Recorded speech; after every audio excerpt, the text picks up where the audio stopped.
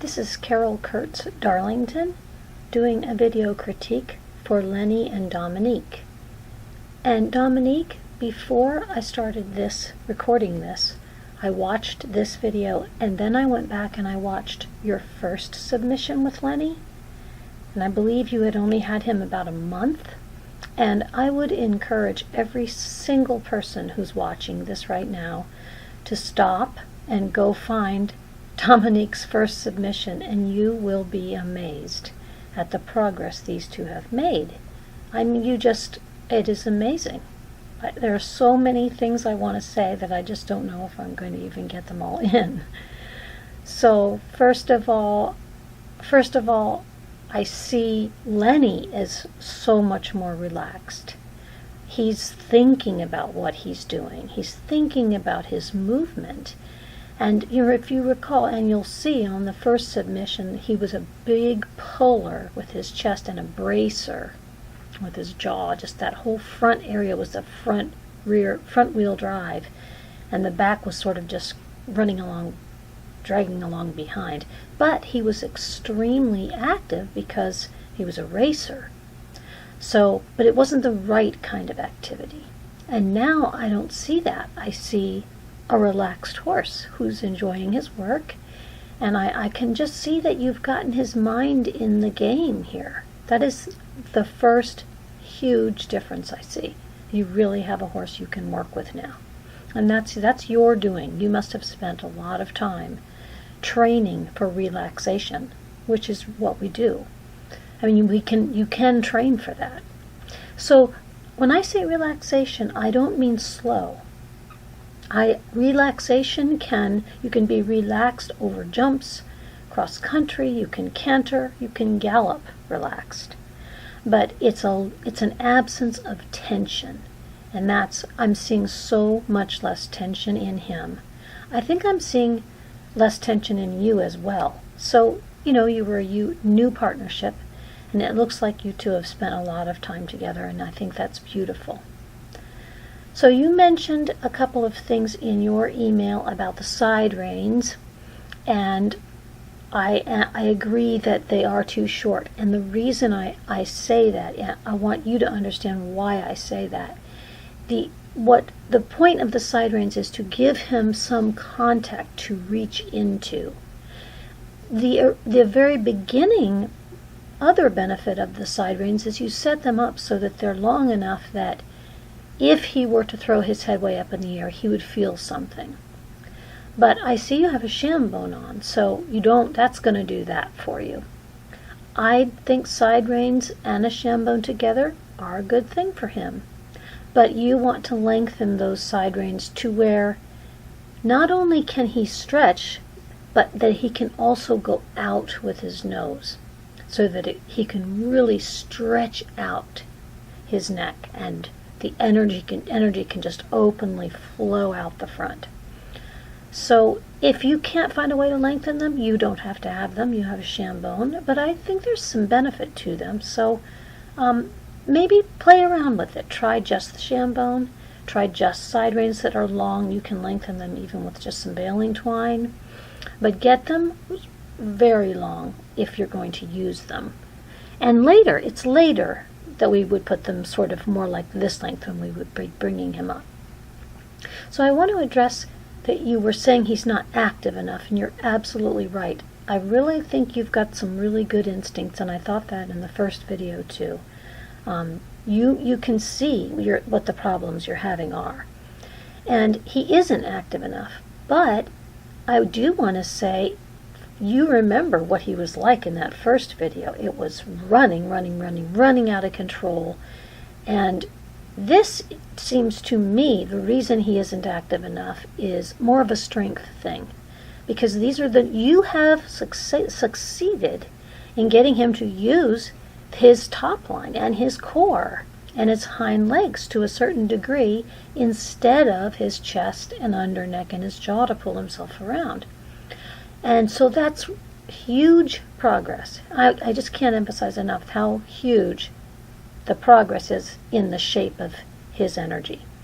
So I would say I wouldn't panic about the fact that he's slower. It's not that he's lazy. I guarantee you it's a strength thing for him. So what I do in that situation is I give him little spurts. That's what like we call them lengthenings when we're riding.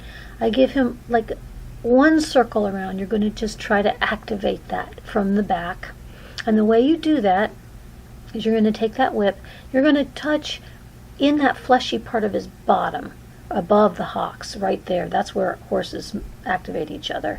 And just get him to go just a little faster and see if he can get strong enough to still stretch. Because if you ask for too much right now, he's going to go back to the old bracing and go hollow on you.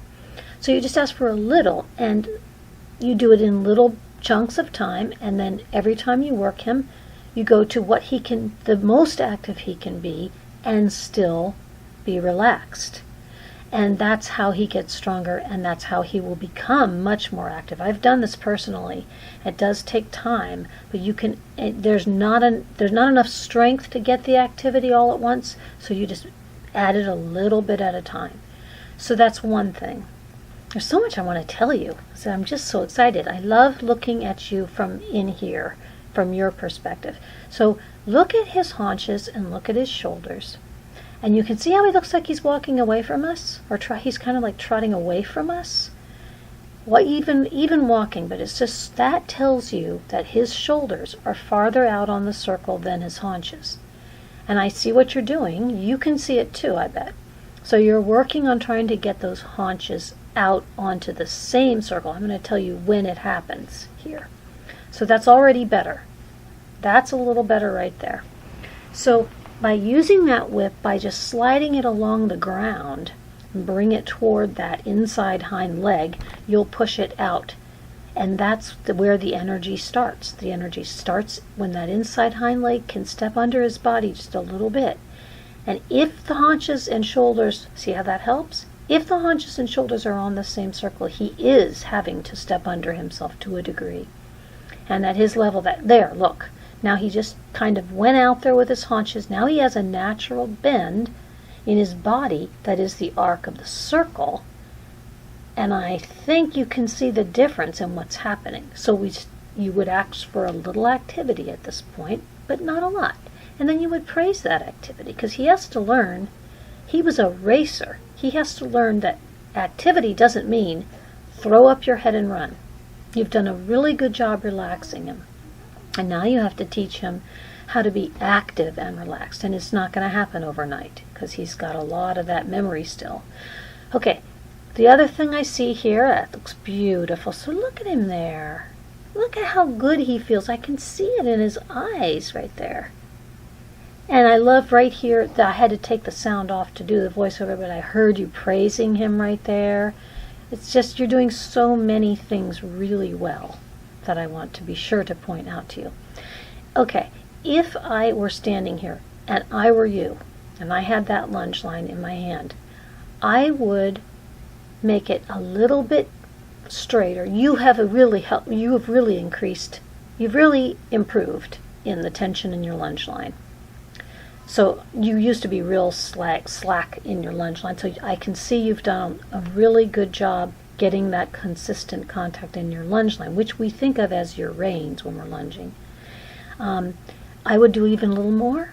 So if you held that line the way you hold your reins, look at him. If you hold your line the way you hold your reins, so it's going through your ring finger, you can just kind of squeeze that line. So there's enough tension in it that will soften his jaw toward you. That's what you want to do now. You're going to now add some more finessing to your work. And if you can squeeze, if the line is straight, which is not quite here, but when it's straight, it will just take the squeeze of your hand to soften that jaw and massage that pole, because he is stiff there.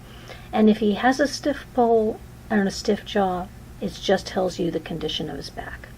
So you can help his back by unlocking that pole and that jaw. So we do think about the front in that way only when it's really blocking the energy from coming from the back. So that's what you're going to be doing with your line. You're going to squeeze your hands and soften that jaw. But that does look really, really good though. I mean, it's so much better. There's so much less pulling. And these are nice big strides too. So I think it's just a little bit more activity. If he's going to trot, I think you need to work. Now, right there, look at the difference. Now his pole is flexed toward you. And I know you were just walking toward him, but I kind of almost like that much flexion in his pole. I'm not talking about bending his neck.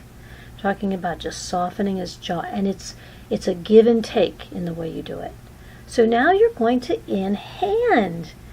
I'm really pleased with you and proud of you for taking that on, because I know you were pretty much ready to write it off. And look at you. You're doing work in hand now. I like this version. If you're using your lunge line, I call this work in hand what you're doing.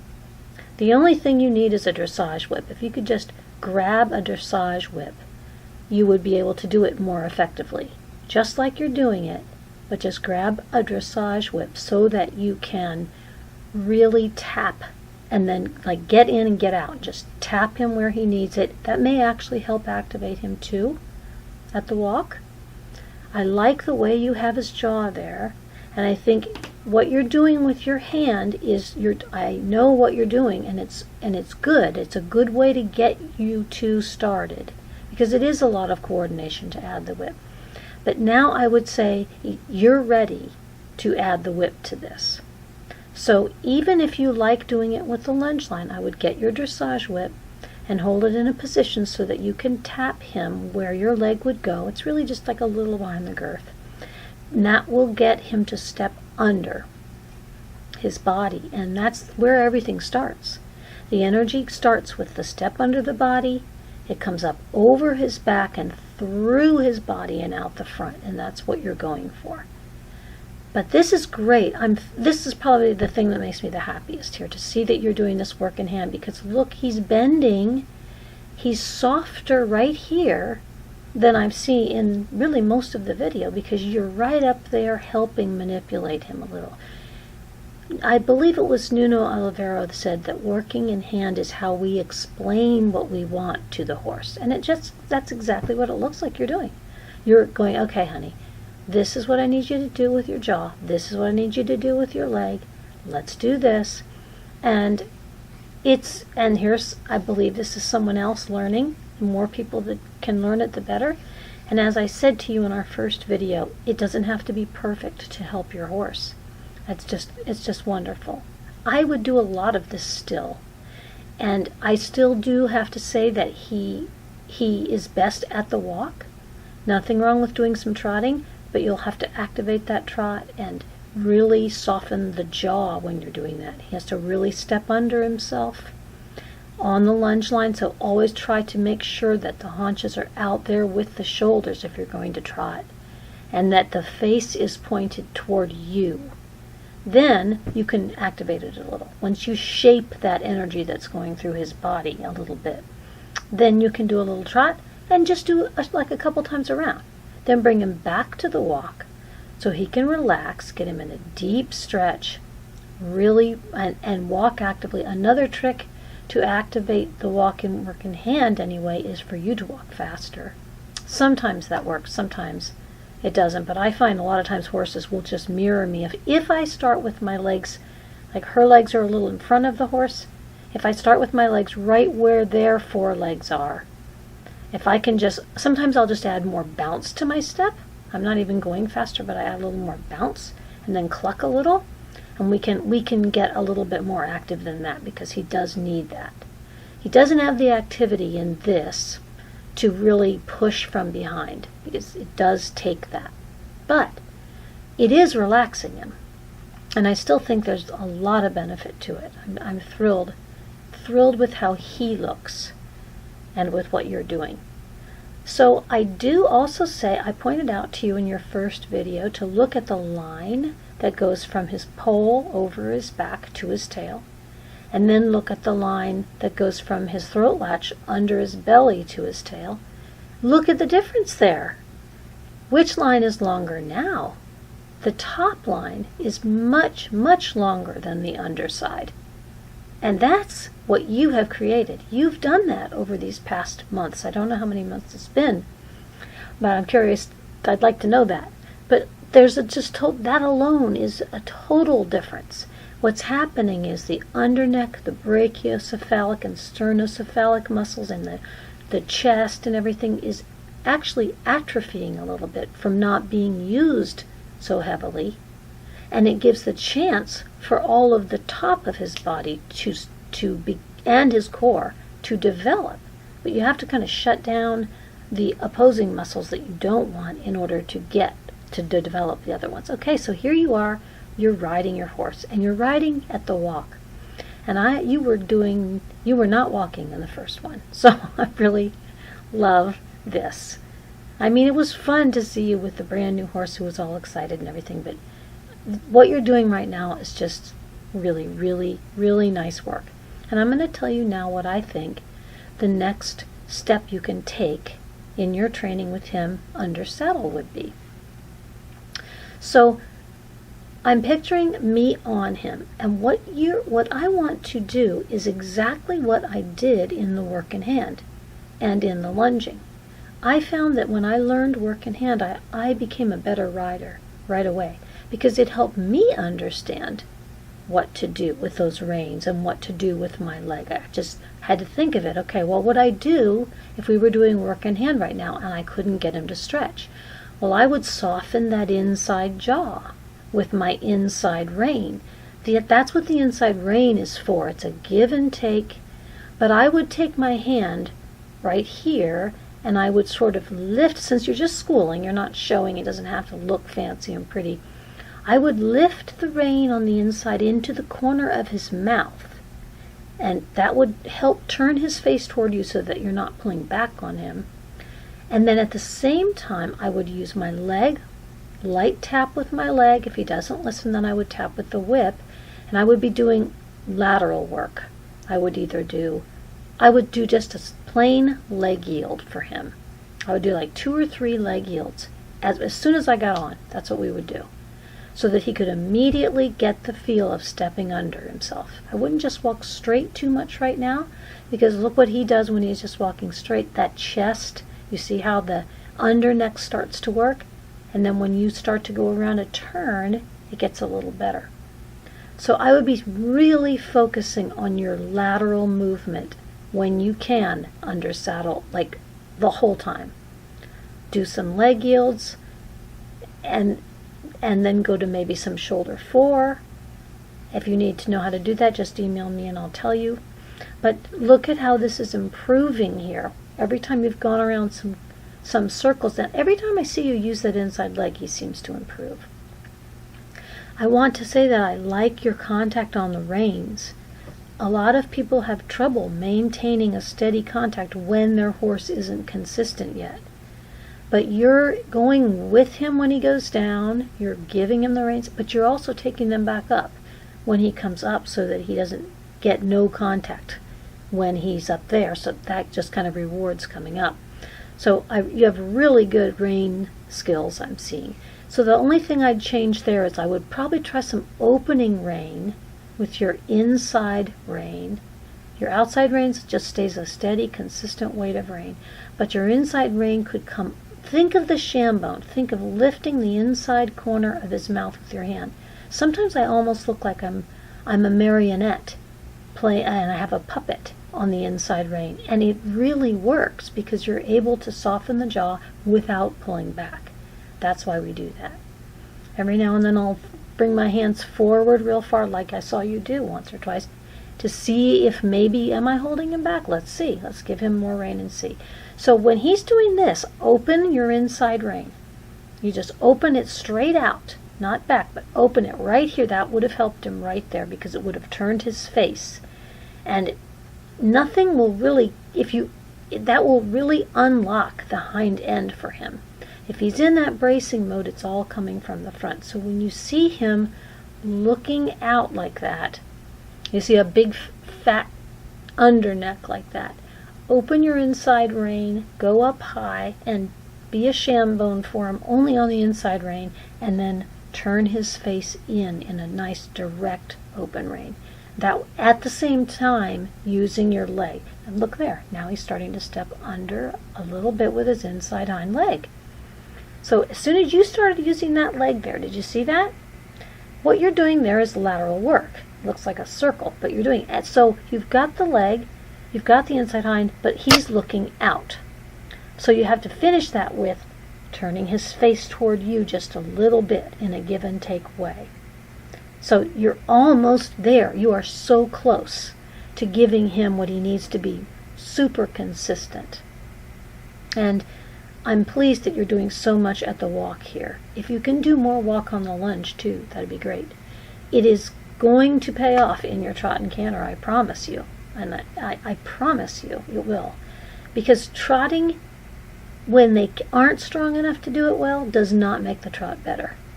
The best thing you can do is get the walk, the best active walk you can get, and then just throw in a little trot, then go right back, remind him about how he moves in this glorious walk, then try it again, and short little ones, and he will make the connection. But he also has to get stronger, because think of how much more strength he needs in his top. Let's see how we've lost that movement here.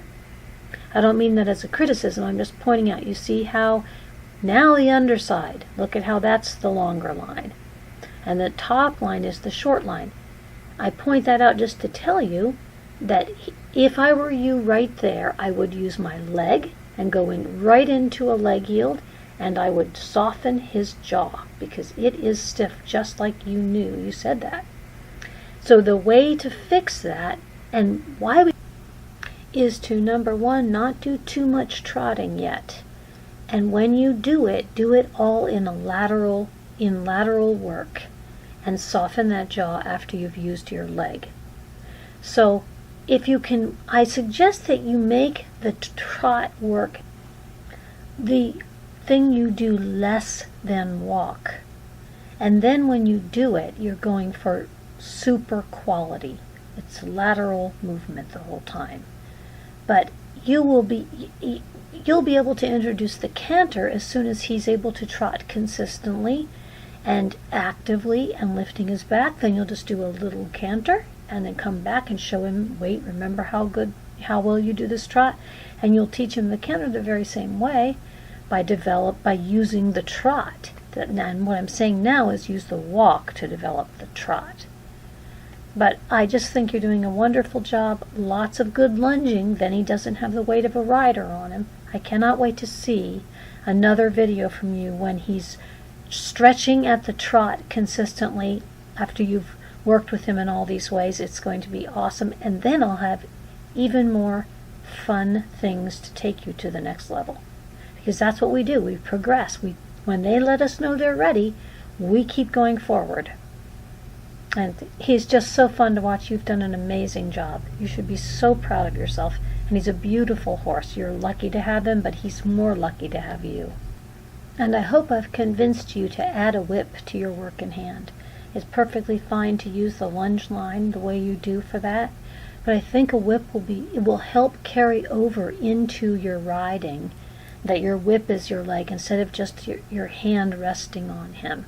He needs to have the way you're using it when you're riding is what he needs, so that he has more of the same feel to it. I am glad you did use your hand because it enabled you to start working on work in hand, which was really tricking you up. But now I can see your skills are ready. You are ready to use the whip and the work in hand, and I think it will really help him.